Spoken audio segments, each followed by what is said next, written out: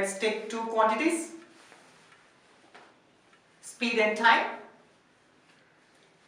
When we travel some of the distance, like when we go for more speed, the time will be decreased, and if we decrease the speed, the time will be increasing.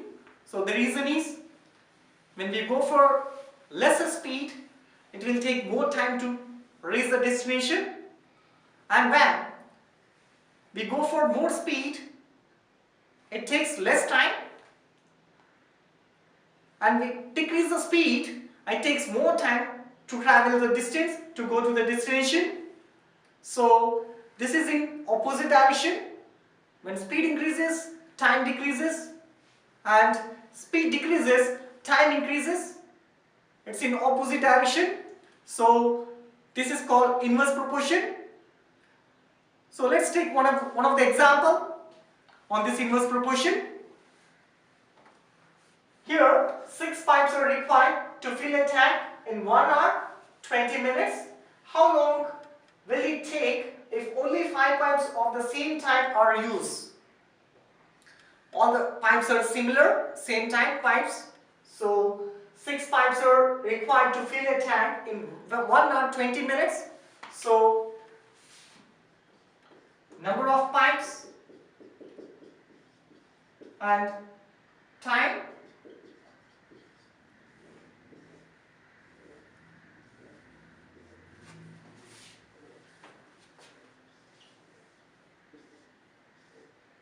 So let's find out.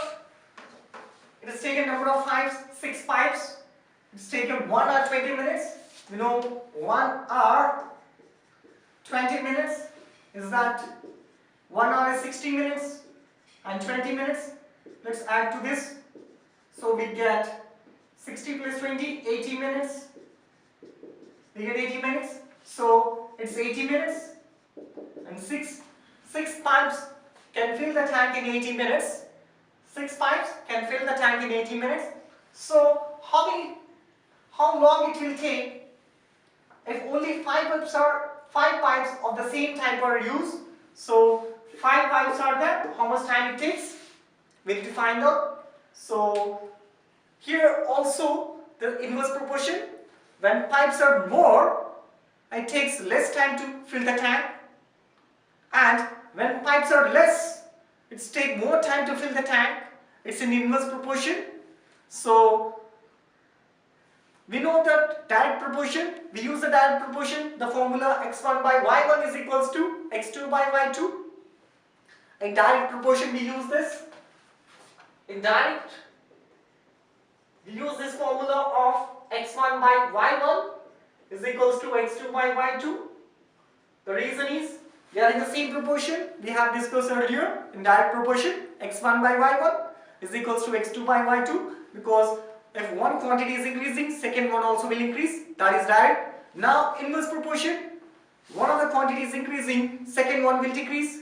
If one of the quantities decrease and the second quantity will increase, it's in reverse proportion, reverse process. So this is called inverse proportion.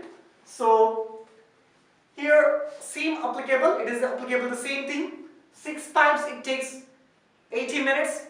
If we decrease the pipes, then it will take more time. So 6 pipes, 80, 5 pipes, how much it takes, let us see, because it will take more time. The reason of taking more time, because less pipes. So vice versa, if one is increasing, one is decreasing, second one will increase. So let's apply the formula for this. The formula for inverse proportion is x1 y1, when the two quantities are multiplied, is equals to x2 y2. Let's take this is x and y. So first quantity and second quantity, x and y we have taken. So direct we take that x1 by y1 is equals to x2 by y2. In this case we take x1 y1 is equals to x2 y2. x1 y1 is nothing but x1 into y1, x2 into y2. So let's take, so x1 is one of the quantity, that is 6 into 80 minutes, that is equals to x2, 5 into y2. Let's transpose this. So we get, let's write here, 6 into 80. 6 into 80 divided by 5 is equals to y2. So let's cancel. 16 times it cancel. 16 5s are 80. 16 into 6 is 96 is equals to y2. So this value is 92. We got this value as 92. So let's observe this one. When number of pipes are decreased, the time is increasing. The number of pipes are decreased, the time is increases. So when the pipes are increasing, the time will decrease. Let's take one more example on this. So if the number of pipes are 10, let's take number of pipes are 10. So how much time it takes, let's see. So we know it's inverse proportion. So when the pipes are increased, the time will decrease. So it's in inverse proportion. Let's apply the formula, same formula. So x1 y1, that is 6 into 80, that is equals to x2 y2, 10 into y2. So let's transpose 6 into 80 divided by 10 is equals to y2.